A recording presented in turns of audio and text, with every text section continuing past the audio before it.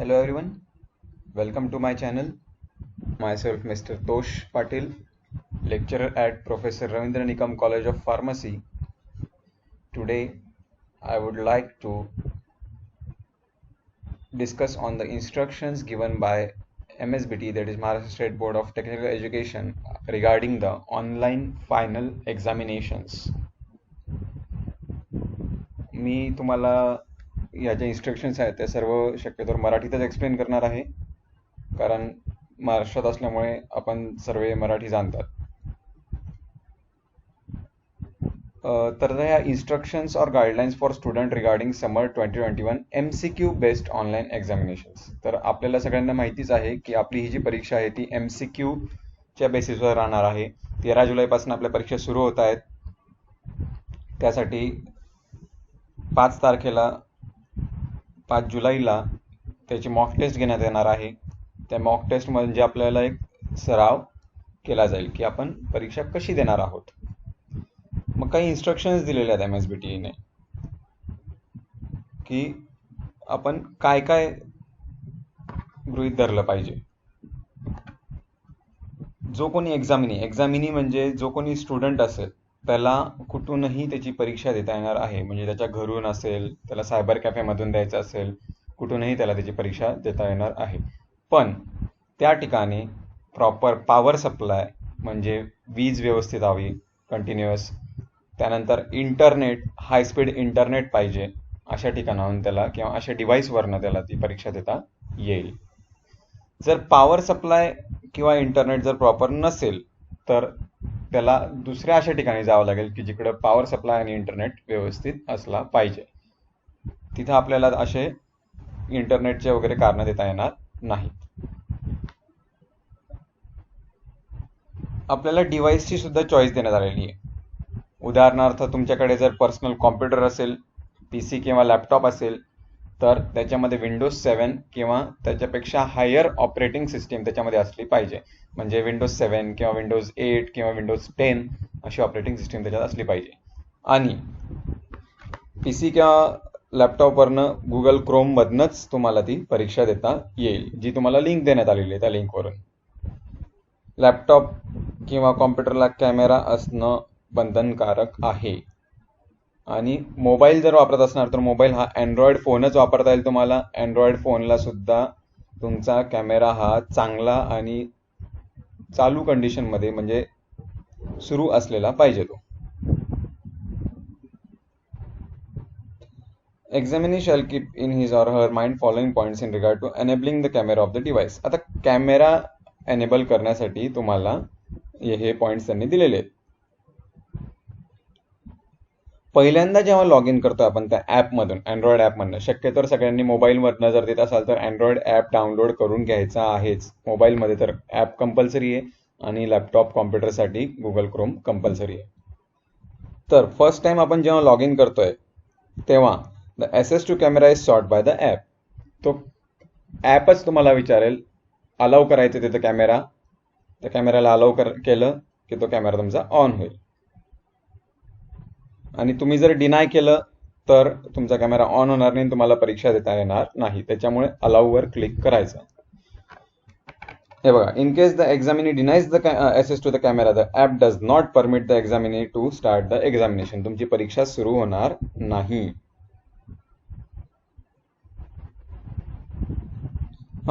चुकून डिनाय झालं असेल तर तो काय करू शकतो, परत ते ॲप अनइन्स्टॉल करायचं. Uninstall the Android enabled mobile app MSBT exam and reinstall it again and log in again followed by giving access to the camera. मग अशा वेळेस त्याला त्या कॅमेऱ्याला ॲक्सेस द्यावा लागेल.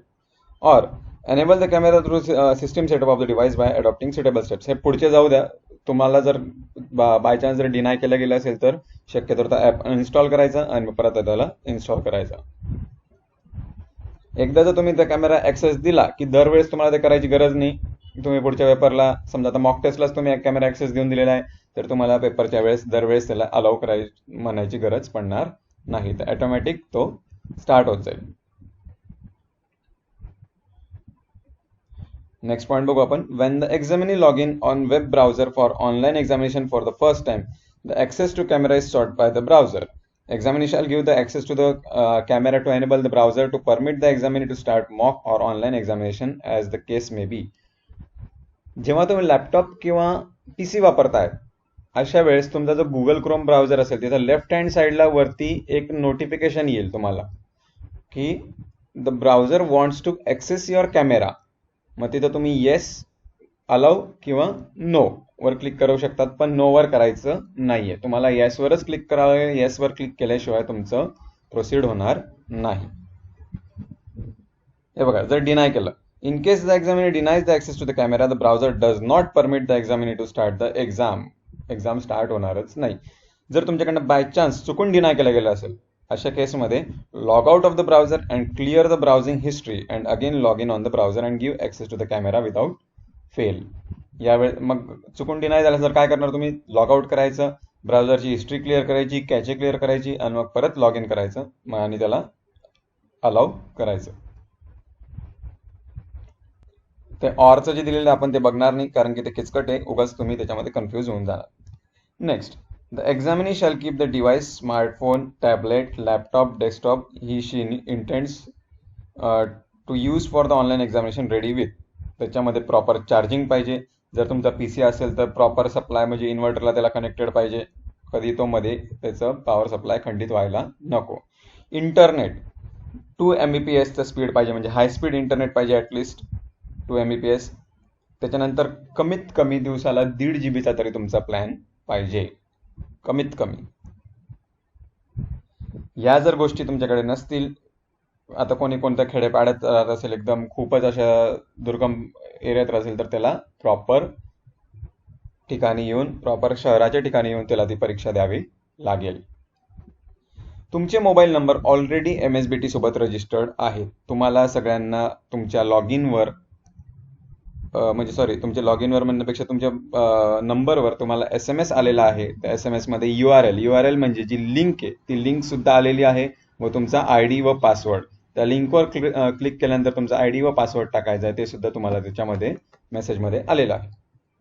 In case the examinee fails to get the login credentials due to any reason like non-working of registered mobile or phone or change of mobile number, inadvertent deletion of SMS etc. म्हणजे चुकून जर तुमच्याकडनं SMS delete झाला असेल, किंवा तुमचा number registered झाला नसेल, किंवा नंबर चेंज झाला असेल, किंवा मोबाईल खराब झाला असेल, तो म्हणजे तो नंबरच खराब झाला असेल, अशा केसमध्ये the examinee can approach his or her institute to get the URL of summer 2021 examination. अशा केसमध्ये काय करायचं आहे? इन्स्टिट्यूटला कॉन्टॅक्ट करायचा आहे. इन्स्टिट्यूटकडनं तुमचा लॉग इन ID, पासवर्ड आणि URL तुमची म्हणजे लिंक मागवून घ्यायची. The examinee shall preserve these details for the entire duration of summer 2021 examination. पूर्ण परीक्षाभर तुमचे जे सगळे पेपर होईपर्यंत ती लिंक तुमच्याजवळ ठेवायची. MSBT will conduct a mock online examination. जसं आधीच सांगितलं तुम्हाला, 5 जुलैला तुमची D-Pharmacyची ऑनलाईन मॉक एक्झामिनेशन राहणार आहे. त्याच्यामध्ये तुम्हाला या सगळ्या गोष्टी कळणार आहे. It is advisable for the examiner to appear for the summer 2021 end semester examination on the same device which is used for the mock online examination. तुम्ही मॉक टेस्टसाठी जो कोणता डिव्हाइस वापरलाय, जो कोणता लॅपटॉप वापरलाय, जो कोणता टॅबलेट वापरलाय, जो कोणता PC वापरलाय, किंवा जो कोणता अँड्रॉइड मोबाईल वापरलाय, तोच मोबाईल किंवा तोच डिव्हाइस तुम्हाला प्रत्येक पेपरला वापरायचा आहे. त्याच्यामुळे असं करू नका की मॉक टेस्टला मित्राचा मोबाईल वापरताय, भावाचा मोबाईल वापरताय, बहिणीचा मोबाईल वापरताय आणि ते नंतर तिथं अवेलेबल राहणार नाही. असं होता कामा नये.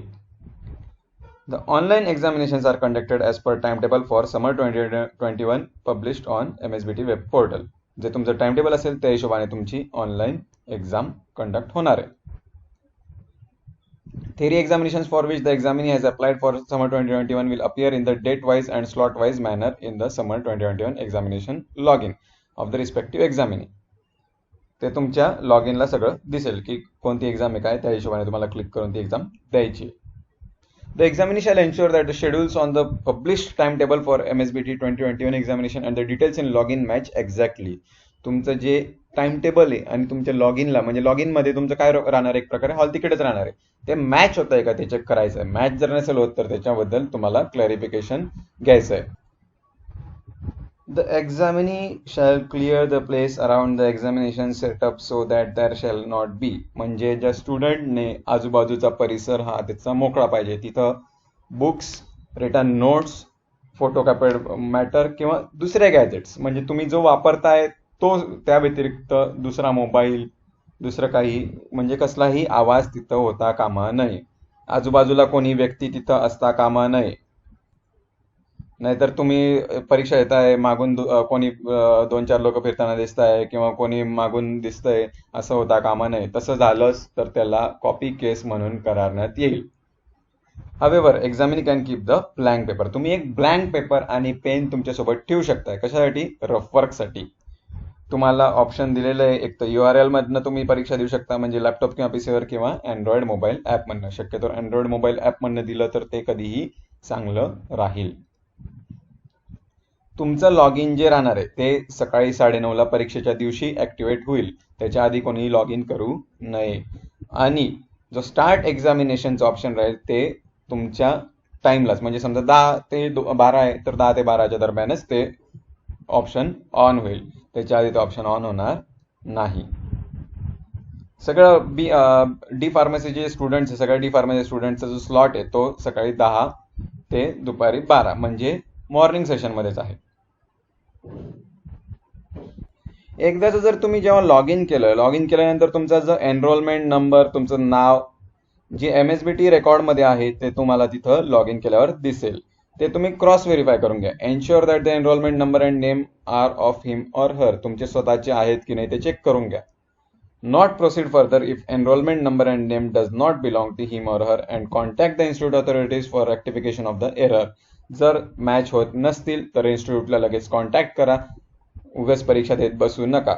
तशी जर परीक्षा दिली गेली तर तुमच्यावर कदाचित कॉपी केस सुद्धा होऊ शकते आणि असंही तुम्हाला ते मार्क मिळणार नाही. Appearing for online examination of any examinee other than self is a malpractice with serious punishment. त्याच्यावर गुन्हा देखील दाखल होऊ शकतो. Read and understand the instructions for online examination before starting the examination. सगळे इन्स्ट्रक्शन्स वाचून घ्यायच्या, प्रॉपरली समजून घ्यायच्या एक्झाम सुरू करण्याच्या आधी. The online examination starts only when the examinee clicks the start exam. तुम्ही स्टार्ट एक्झाम क्लिक केल्याशिवाय ती एक्झाम स्टार्ट होणार नाही, म्हणून तुम्हाला इन्स्ट्रक्शन वाचायला वेळ असतो. As the examination is conducted in a proctored manner. Proctored म्हणजे काय की तुमच्यावर सतत निगराणी राहणार आहे, कॅमेरा थ्रू तसंच ऑडिओ थ्रू सुद्धा. यावेळेस तुमचे कॅमेरे हे इन्व्हिजिलेटर म्हणजे सुपरवायझर कडनं कायम तपासले जाणार आहेत. म्हणून डिव्हाइसचा जो कॅमेरा आहे तो सदैव कायम ऑन ठेवायचा. Any action to cover the camera of the device shall be treated as an attempt to malpractice. जर तुम्ही तो कव्हर करण्याचा प्रयत्न केला कॅमेरा तर त्याला malpractice म्हणजे चुकीचं तुम्ही काहीतरी करतायत, कॉपी करतायत वगैरे असं गृहीत धरण्यात येईल. मॉक टेस्ट तसेच रेग्युलर एक्झाम मध्ये सुद्धा तुम्हाला 40 MCQ हे देण्यात येणार आहेत पूर्ण तासाभराच्या वेळामध्ये. 40 पैकी तुम्हाला 35 MCQ अटेम्प्ट करायचे, निगेटिव्ह मार्किंग राहणार नाही. हे बघा, the examinee has to attempt any 35 out of 40 MCQs offered in the online examination. In case examinee attempts more than 35 MCQ, maximum 35 correct answers shall be considered for final evaluation or marks. म्हणजे तुम्ही 40च्या 40 सुद्धा attempt करू शकता. त्यातले जे 35 बरोबर आहेत ते त्याच्यामध्ये कन्सिडर केले जातील.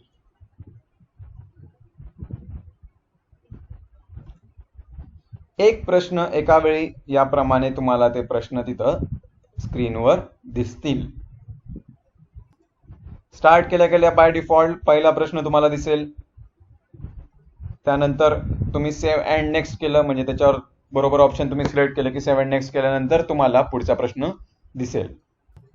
आणि वरती जो तुमचा डॅशबोर्ड असेल त्याच्यामधनं तुम्हाला ज्या नंबरचा प्रश्न सिलेक्ट करायचा त्या नंबरचा प्रश्न तुम्ही सिलेक्ट करू शकतात. म्हणजे उदाहरणार्थ तुम्ही आता जर 3ऱ्या नंबरचं उत्तर दिलेलं नाहीये आणि तुम्ही त्याला स्किप केलं, पुढे 10व्या प्रश्नापर्यंत पोहोचल्यानंतर तुम्हाला एकदम 3ऱ्या प्रश्नाचं उत्तर आठवलं तर तुम्ही डॅशबोर्डवरनं 3ऱ्या प्रश्नावर क्लिक करून त्याचं उत्तर तिथं देऊ शकतात.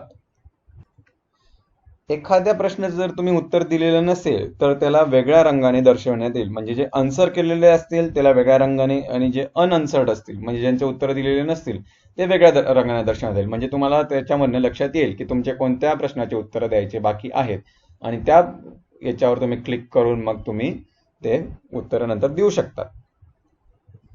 तुमची जी ऑनलाईन एक्झामिनेशन असेल तुम्ही स्टार्ट एक्झामिनेशनवर क्लिक केल्याच्या पासनं 1 तासामध्ये ती ऑटोमॅटिक एंड होईल.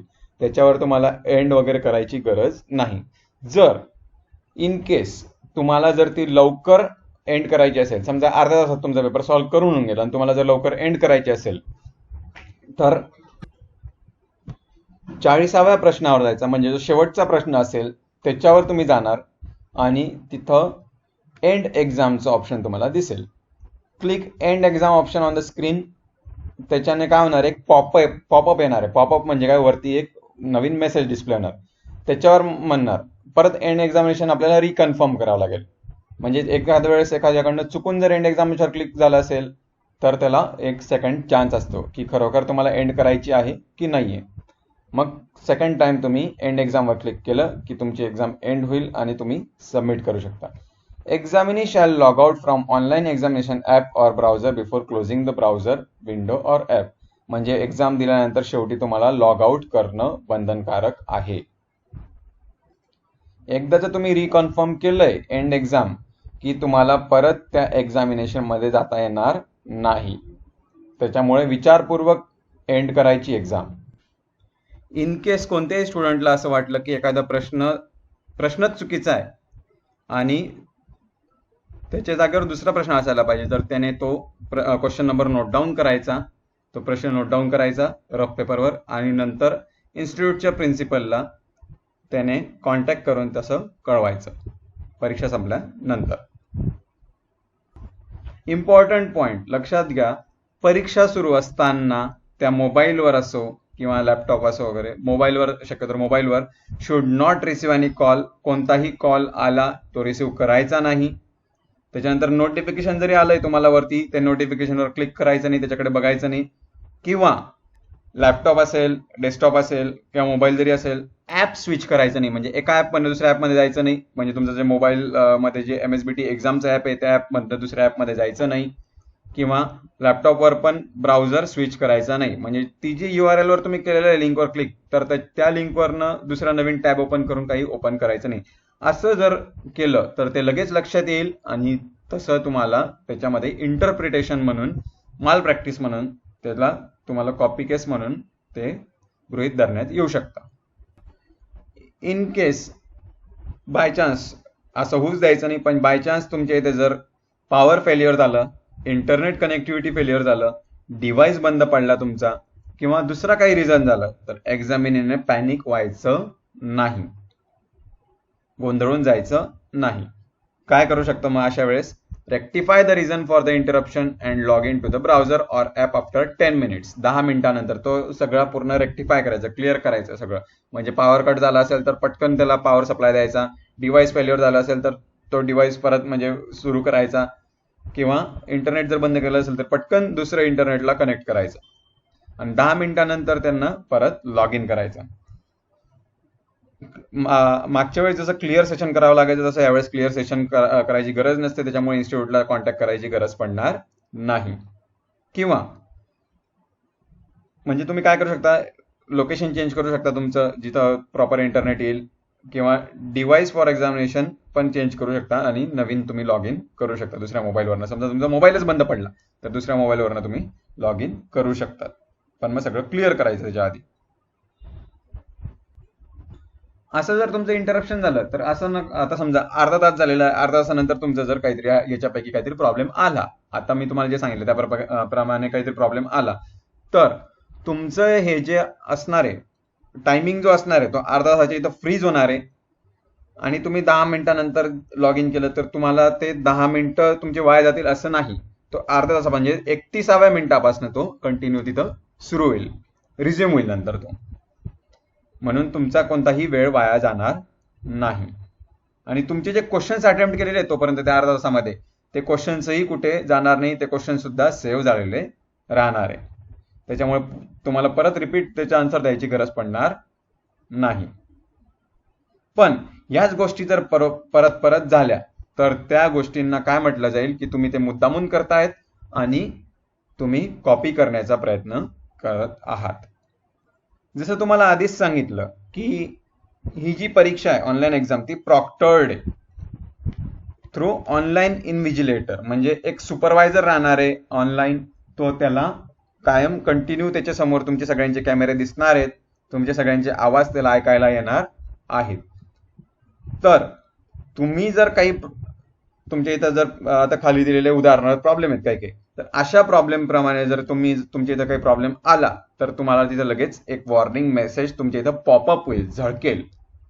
आणि असं परत परत जर झालं आणि या सगळ्या गोष्टी कुठे नोट डाऊन होतील, कुठे रजिस्टर होतील, MSBTच्या मेन सर्व्हरवर, आणि तिथं नोट डाऊन होतील. आणि तिथून जर या गोष्टी जर परत परत घडत असल्या तर ते कॉपी केस म्हणून तुमची जी परीक्षा असेल ती बाद करतील.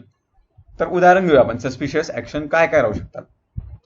पहिली, poor visibility of student due to bad or improper light. म्हणजे तुम्ही असे बसले, खिडकीजवळ बसले, पण खिडकीच्या मागून लाईट येतोय, म्हणजे तुमच्या मागून लाईट येतोय खिडकीमधनं, आणि तुम्ही तिथं काळे काळे दिसतायत, त्या कॅमेऱ्याला दिसत नाहीये. अशा वेळेस सुद्धा तुम्हाला मेसेज येईल. तसं चालणार नाही. त्याच्यामुळे प्रॉपर तुमच्या चेहऱ्यावर लाईट पडेल याची काळजी घ्यायची आहे. Examinee not present before the screen. तुम्हाला तहान लागली, तुम्ही पाणी घ्यायला गेले वगैरे असंही चालणार नाही. स्क्रीनच्या समोर कायम तिथं असलं पाहिजे. The person present in front of the examination screen changes in between. मध्येच व्यक्ती बदलते तिथं, असंही चालणार नाही.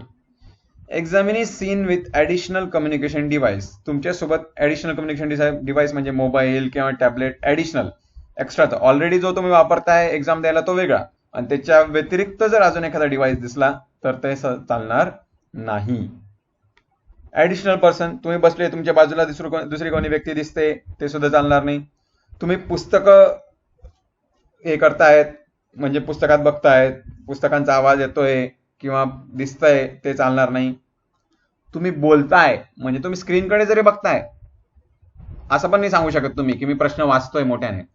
तुम्ही स्क्रीनकडे जरी बघताय आणि तुम्ही बोलतायत, ते सुद्धा चालणार नाही, कारण की ते त्यांना सुद्धा कळतं की तुम्ही बाजूच्याशी कोणाशी तरी बोलतायत आणि त्याला उत्तर विचारतायत. त्याच्यानंतर examinees online examination is interrupted frequently. जसं तुम्हाला आधीच सांगितलं, परत परत जर मध्ये मध्ये व्यत्यय येत असेल तर ते सुद्धा त्याच्यामध्ये कॉपी केस म्हणून त्यांना वाटेल ते. Examinee appears to frequently looking away from the screen. आता तुम्ही जरी तुमची बुक दिसत नाही, काही दिसत नाही, पण तुम्ही एका साईडला जर तुम्ही बुक धरलेली आहे आणि स्क्रीन पासून लांब बघतायत, थोडेसे आजूबाजूला बघतायत, ते सुद्धा त्यांच्या लक्षात येतं आणि ते सुद्धा मॅल प्रॅक्टिस म्हणून गृहीत धरण्यात येतं. Any other suspicious action not listed above. आता आपल्याला सगळ्यांना माहिती आहे की कॉपी केस कोणकोणत्या गोष्टीमध्ये होऊ शकते. त्याच्यामुळे या व्यतिरिक्त कोणतीही दुसरी गोष्ट असली तरी सुद्धा त्याच्यामध्ये कॉपी केस संबोधण्यात येऊ शकतं. यापैकी कोणतीही गोष्ट झाली तर तुमच्या स्क्रीनवर काय येणार आहे, एक्झामिनेशन विंडोवर काय येणार आहे, पॉपअप मेसेज येणार आहे. पॉपअप म्हणजे असा वरती मेसेज झळकणार आहे, तुम्हाला ती वॉर्निंग येणार आहे. आता उदाहरणार्थ लाईट व्यवस्थित नसेल तर इनसफिशियंट लाईट वगैरे या गोष्टी येणार आहेत. मग तुम्हाला ते वाचायचं प्रॉपरली आणि तुम्ही ते वाचून त्याच्यावर ओके नोटेडवर क्लिक केल्याशिवाय पुढे जाऊ शकत नाही. ओके नोटेडवर क्लिक केलं तेव्हा ती पॉपअप विंडो व्हॅनिश होईल आणि तुम्ही परीक्षा परत कंटिन्यू करू शकता. आणि वॉर्निंग मेसेज आला तेव्हा तुमचा टायमर फ्रीज होणार नाहीये. तुमचा टायमर तसाच कंटिन्यू राहणार आहे आणि तुम्हाला कंपल्सरीली म्हणजे तुमचा तो वेळ जाणार आहे. त्याच्यामुळे काळजी घ्यायची आहे. जसं तुम्हाला आधीच सांगितलं, एक्झाम सॉफ्टवेअर या सगळ्या तुम्हाला ज्या वॉर्निंग मिळालेल्या आहेत त्या रेकॉर्ड करणार आहे. आणि रिपीटेड जर वॉर्निंग्स आल्या तुम्हाला, म्हणजे भरपूर वॉर्निंग्स जर झाल्या तर तुम्हाला ते मॅल प्रॅक्टिसमध्ये धरण्यात येईल. कोणत्याही रुमर्सवर, अफवांवर भरोसा ठेवू नका. म्हणजे कोणाला असे मार्क मिळत आहेत, असं घडतंय, तसं घडतंय, जे काही सर्क्युलर येत राहिले MSBTचे त्यांच्यावरच भरोसा ठेवा. आणि सोशल मीडियावरनं काही पसरवू नका, म्हणजे व्हॉट्सअप फेसबुकवरनं पण काही पसरवू नका. तुम्हाला येत असेल तर तेही पुढे फॉरवर्ड करू नका, नाहीतर पोलीस कंप्लेंट सुद्धा होते. बघा, MSBT on it's part has lodged complaint with state police department or appropriate authorities of social media against perpetrators of misleading information on social media. Hence, do not indulge in any sort of unfair means while attempting the online examination. या सगळ्या instructions सगळ्या इन्स्टिट्यूट्सने त्यांच्या विद्यार्थ्यांना कळवायच्या आहेत, ज्या मी तुम्हाला या short व्हिडिओमध्ये सांगितलेल्या आहेत. Thank you everyone. सगळ्यांनी लक्षात घ्यायचे आहेत इन्स्ट्रक्शन्स व त्याप्रमाणे पेपर द्यायचे आहेत. Best of luck everybody for your examinations. Thank you everyone. Kindly like the video and subscribe my channel.